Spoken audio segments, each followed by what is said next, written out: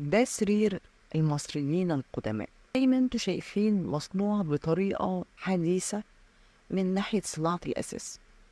وفي كمان ملحوظة إن الرجلين بتكون عبارة عن أرجل حيوانات، ده مثلا رجل الطور.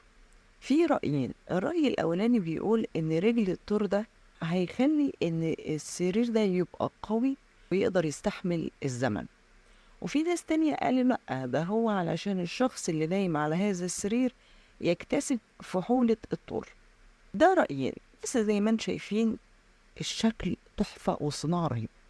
لو قلتلكوا على عمر هذا السرير هتستغربوا أوي. انتوا عارفين السرير ده عمره قد ايه؟ عمره 5000 سنة. اه والله، بعمر لوحة نعرمر. زي ما انتم شايفين مكتوب في البطاقة التعريفية بتاعت السرير إن السرير